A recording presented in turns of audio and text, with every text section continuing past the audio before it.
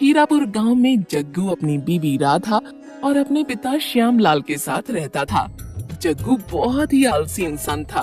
वो कोई काम धंधा भी नहीं करता, बस पूरे दिन या तो सोता रहता या फिर अपने आवारा दोस्तों के साथ इधर उधर घूमता रहता।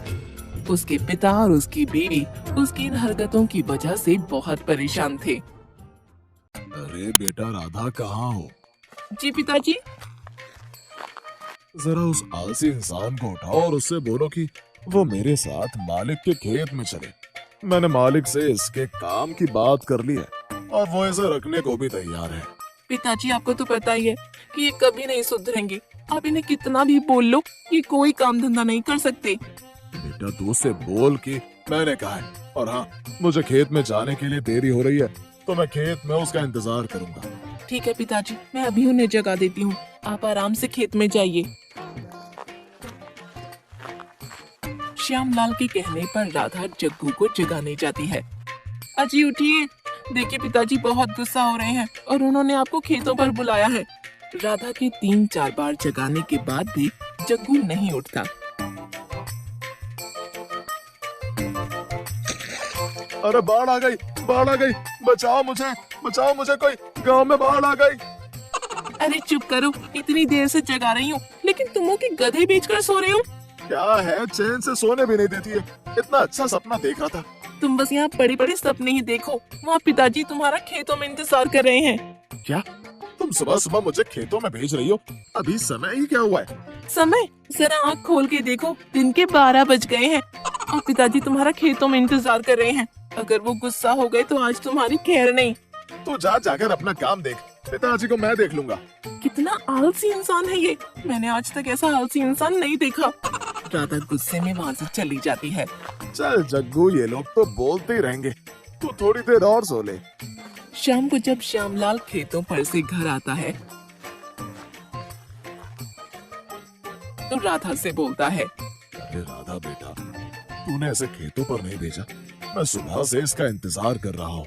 राधा श्यामलाल को सारी बात बता देती है। न जाने कौन सी नशुभ घड़ी में ये पैदा हुआ है, कोई काम करने को राजी नहीं है ये इंसान। इसने तो मेरा जीना हराम कर रखा है। जग्गू की इस हरकत से उसके पिता और बीवी बेचारे बहुत परेशान थे। उस पर किसी बात का कोई असर नहीं पड़ता।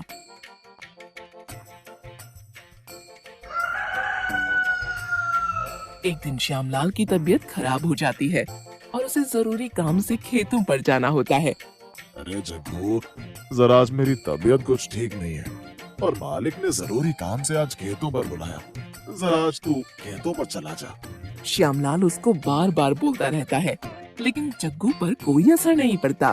तब गुस्से में श्यामलाल उस पर से चादर खींचता है। क्या है पिताजी, आराम से सोने भी नहीं देते हो? इतनी देर से तुझसे बोल रहा हूँ, तुझे मेरी बात समझ में नहीं आ रही है क्या? पिताजी मैं थोड़ी देर में चला जाऊंगा, मुझे थोड़ी देर और सोने दो। तुझे दिन भर सोने के अलावा और कुछ काम नहीं आता है? शर्मा जी के लड़के को देख, कैसे वो अपने बाप का नाम रोशन कर रहा है, और एक तू है जो बस दिन भर या तो सोता रहेगा या फिर बाहर घूमने चला जाएगा और फिर घर आकर खाना खिला लो। बस यही काम है तेरे पास। अरे पिताजी परेशान क्यों हो रहे हो? देखना एक दिन मैं भी आपका नाम रोशन करूंगा, जिससे आपको मुझ पर गर्व होगा। तू पहले घर के तो काम कर ले, नाम तो तू बाद में रोशन कर दियो। श्यामलाल की बातों का जग्गू पर कोई असर नहीं पड़ता और वो चादर ओढ़कर सो जाता है। सुन, यहाँ ऐसे बिल्कुल भी नहीं चलेगा। अगर इस घर में रहना है तो तुझे मेरे साथ खेतों में चलकर काम करना पड़ेगा, नहीं तो तू इस घर से निकल जा। श्यामलाल की ये बातें सुनकर जग्गू गुस्से में उठकर बोलता है, मुझे भी अब इस घर में नहीं रहना, चला जाऊंगा मैं यहाँ से। मेरी तो इस घर में कोई अहमियत ही नहीं है। जब चला जाऊंगा यहाँ से तब तुम लोगों को मेरी अहमियत पता चलेगी। हाँ जा, जब बाहर जाकर ठोकरें लगेंगी तब तुझे अकल आएगी। जग्गू गुस्से में घर छोड़कर जाता है। अजी सुनिए, गुस्सा मत होइए, वो तो पिताजी ने गुस्से में आपको बोला है, रुक जाइए। नहीं राधा, मुझे जाने दे। जब तक मैं यहाँ से नहीं जाऊंगा तब तक पिताजी को मेरी अहमियत पता नहीं चलेगी। राधा उसे रोकती रहती है, लेकिन जग्गू नहीं रुकता और गुस्से में घर से निकल जाता है। पिताजी, आपको इन्हें इतना गुस्सा नहीं करना चाहिए था। देखिए अब ये घर छोड़कर चले गए। राधा बेटा, तू परेशान मत हो, जब इसे ठोकरें लगेंगी बाहर तब इसे अकल आएगी। तब ये वापस घर आ जाएगा बेटा, तू परेशान मत हो। जग्गू अपने गांव से निकलकर जंगल की ओर जाता है और उसे चलते चलते रात हो जाती है। अरे मैं क्या करूं, मैं तो चलते चलते जंगल में आ गया। यहाँ पर तो जंगली जानवर मुझे खा जाएंगे। कैसे भी करके इस जंगल से बाहर निकलना होगा। जग्गू जंगल में चलता हुआ आगे बढ़ता है कि तभी उसे दूर से एक रोशनी दिखाई देती है। अरे इस जंगल में ये रोशनी कैसी? अभी जाकर देखता हूँ, शायद मुझे यहाँ कोई मिल जाए। जग्गू उस रोशनी की ओर बढ़ता है। वो जैसे ही उस रोशनी के पास पहुंचता है तो देखता है कि वहाँ पर आग के पास डाकू घेरा लगाकर बैठे हैं। अरे ये यहाँ तो इतने सारे डाकू हैं। जग्गू डरता हुआ जैसे ही पीछे होता है, उससे गलती से वहाँ रखा हुआ सामान गिर जाता है। तभी वो सारे डाकू जग्गू की तरफ देखते हैं। अरे अरे ये क्या कर दिया मैंने? तभी उन डाकुओं का सरदार मलखान सिंह जग्गू से आकर बोलता है, कौन है तू और इतनी रात को इस जंगल में क्या कर रहा है? कहीं तू पुलिस का आदमी तो नहीं है जो हम पर नजर रखने आया है? अरे पकड़ो इसे और बांध दो। नहीं नहीं मुझे मत पकड़ो। वो मैं इस जंगल में भटक गया हूँ। मैं इस जंगल से बाहर जाने का रास्ता ढूंढ रहा था तो मुझे रोशनी दिखी, इसलिए मैं इस रोशनी के पीछे पीछे यहाँ तक आ गया। ठीक है, तुम आज रात यहाँ रुक जाओ और सुबह होते ही अपने घर चले जाना। चलो, अभी रुकने का तो इंतजाम हो गया। जग्गू को दुखी होकर सोचते हुए देख मलखान सिंह उससे बोलता है, क्या हुआ? क्या सोच रहे हो तुम? कुछ नहीं, मैं बस यही सोच रहा था कि कल सुबह मैं कहाँ जाऊंगा। क्यों, तुम्हारा कोई घर बार नहीं है क्या? अगर मैं इनको बोल दूं कि मेरा इस दुनिया में कोई नहीं है तो शायद ये लोग मुझे अपने साथ यहीं रहने दें। क्या हुआ, तुम अब किस सोच में पड़ गए? नहीं नहीं, वो मेरा इस दुनिया में कोई नहीं है। मैं बचपन से ही अकेला हूँ। क्या तुम्हारा इस दुनिया में कोई नहीं है? जी, मेरा इस दुनिया में कोई नहीं है। ठीक है, अगर तुम चाहो तो तुम हमारे साथ यहाँ रह सकते हो। ये बात सुनकर तभी चरण सिंह डाकू आकर मलखान सिंह से बोलता है, सरदार, हम लोग इसको जानते नहीं है तो हम इस इंसान को अपने साथ कैसे रख सकते हैं? मुझे ये ठीक नहीं लग रहा है। ये बेचारा इस दुनिया में अकेला है और अब से ये हमारे साथ ही रहेगा। पर सरदार, मैंने कह दिया ना, अब कोई इस बात पर बात नहीं करेगा। तुम्हें खाना बनाना तो आता ही होगा। खाना? मैंने तो आज तक एक गिलास पानी तक नहीं उठाया और अब यहाँ पर खाना बनाना पड़ेगा। चलो कोई नहीं, अभी यहाँ कर देता हूँ, नहीं तो फिर मैं और कहाँ जाऊंगा। क्या हुआ, मैंने पूछा खाना बनाना आता है या नहीं? जी सरदार, आता है। और नाम क्या है तुम्हारा? सरदार, मेरा नाम जग्गू है। अरे वाह, तुम जग्गू और ये गज्जू। ठीक है, तुम कल से गज्जू के साथ काम में हाथ बढ़ा लिया करना। जी सरदार, मैं काम कर लूंगा। आपको कभी किसी शिकायत का मौका नहीं दूंगा। चलो, अब मुझे कहीं भटकना नहीं पड़ेगा और आराम से यहाँ रहने और खाने को भी मिल जाएगा। जग्गू उन डाकुओं के साथ रहने लगता है।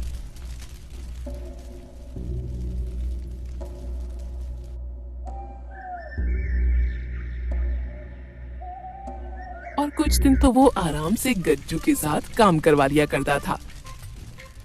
ऐसे ही दिन बीतते जाते हैं। एक दिन मलखान सिंह जग्गू से बोलता है, अरे ओ जग्गू, आज खाने में क्या बना है? सरदार, आज हम दोनों ने मिलकर कढ़ाई पनीर की सब्जी बनाई है। नहीं सरदार, ये सारा खाना जग्गू ने बनाया है। अरे वाह जग्गू, तुम तो बहुत मेहनती हो। चलो अच्छी बात है, ऐसे ही काम करते रहो। और ये लो, ये सारे सोने जवाहरात अंदर बक्से में रख दो। जग्गू पर मलखान सिंह और सभी डाकू भरोसा करने लगे थे। वो धीरे धीरे सबका दिल जीत लेता है।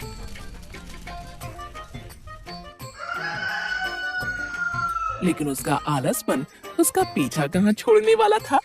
वो फिर से आलसियों की तरह सोता रहता और जब भी कोई उससे काम के लिए बोलता तो वो कोई बहाना लगा दिया करता। अरे जग्गू, मेरे लिए एक कप चाय बना ला।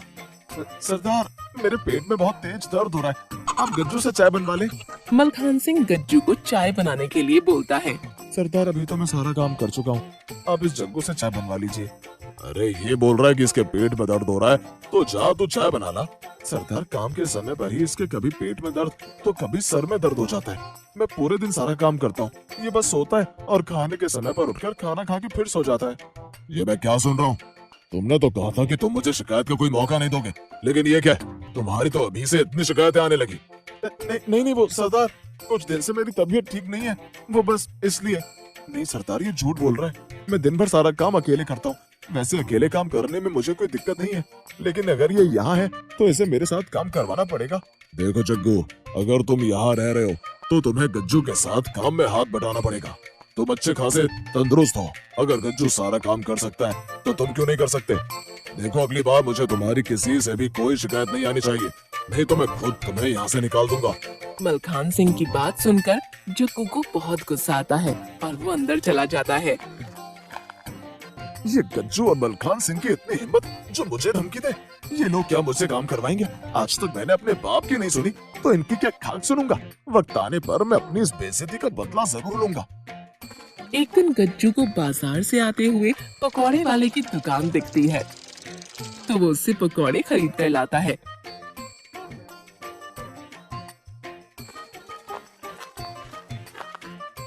और वो सबको एक एक पकौड़ा दे देता है और बचा हुआ एक पकौड़ा जग्गू को दे देता है। सबने ज्यादा पकौड़े खाए और मेरे लिए बस एक ही पकौड़ा बचाया। जग्गू पकौड़े को उठाता है और उसे उस कागज में मलखान सिंह की फोटो दिख जाती है। अरे ये क्या? इस पर तो इस डाकू की फोटो है और ये इस पर तो 5 लाख का इनाम भी है। मलखान सिंह, तूने मुझे धमकी दी थी ना बेटा, अब देख मैं तेरे साथ क्या करता हूँ। तो क्या मुझे यहाँ से निकालेगा? हाँ? तभी गज्जू आकर जग्गू से बोलता है, अरे जग्गू, चल रात होने वाली है, जल्दी से खाना बना लेते हैं, सरदार को भूख लगने वाली होगी। अरे वाह, इन लोगों से बदला लेने के लिए मुझे कितनी अच्छी तरकीब मिल गई है। अरे जग्गू, कहाँ खो गया तू? चल मेरे साथ रसोई में जाकर खाना बनाते हैं। अरे गज्जू भाई, आप रहने दो, आज का खाना मैं बना दूंगा। आप अभी बाजार से आए हो, आप थक भी गए होगे। अरे इसे आज क्या हो गया? ये आज सूरज कहाँ से निकल गया? लगता है सरदार की डांट असर कर गई। अरे गज्जू भाई, क्या हुआ? आप हंस क्यों रहे हैं? अरे कुछ नहीं, मैं कुछ याद आ गया था मुझे बस। अच्छा ठीक है, तू खाना बना ले, मैं इतने थोड़ा आराम कर लेता हूँ। गज्जू आराम करने चला जाता है और जग्गू खाना बनाने की तैयारी करता है। आज मजा आएगा। आज रात को ही मैं यहाँ से सारे सोने जवाहरात चुरा कर भाग जाऊंगा। जग्गू खाना बनाने लग जाता है और खाना बनाने के बाद वो अपनी जेब में से एक नशीली दवाई का पैकेट निकालता है। आज मुझे मेरी बेइज्जती का बदला लेने का मौका मिल ही गया। जग्गू पैकेट से दवाई निकालकर खाने में मिला देता है कि तभी गज्जू रसोई में आता है। अरे जग्गू, आज तो खाने से बहुत अच्छी खुशबू आ रही है। सरदार को तो खाने की खुशबू से भूख भी लगने लग गई। हाँ गज्जू भाई, मैं अभी सबको खाना परोस देता हूँ। जग्गू सारे डाकुओं को खाना परोस देता है और तभी गज्जू से बोलता है, अरे गज्जू भाई, आप भी खाना खा लीजिए। ठीक है, मुझे भी खाना दे दे। जग्गू गज्जू के साथ सबको खाना परोस देता है।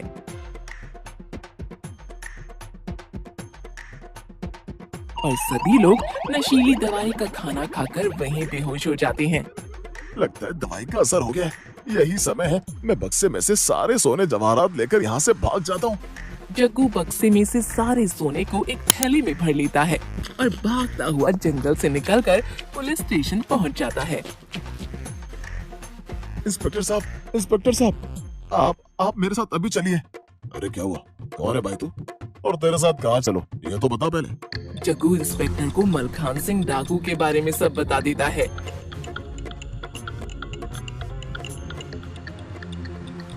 अरे तू सच बोल रहा है ना? वो वही डकैत मलखान सिंह है ना, जिस पर सरकार ने 5 लाख का इनाम रखा है? तू कहीं इनाम के चक्कर में झूठ तो नहीं बोल रहा है? नहीं इंस्पेक्टर साहब, मैं झूठ नहीं बोल रहा हूँ। बेटा देख लियो, अगर ये खबर झूठी निकली तो मैं तेरा क्या हश्र करूंगा। ठीक है इंस्पेक्टर साहब, अगर मेरी खबर झूठी निकली तो आप जो मन करे आप मुझे वो सजा दे देना। इंस्पेक्टर कांस्टेबल से बोलकर पुलिस जीप निकलवाता है। जंगल में उस मलखान सिंह डाकू को पकड़ने के लिए जाता है।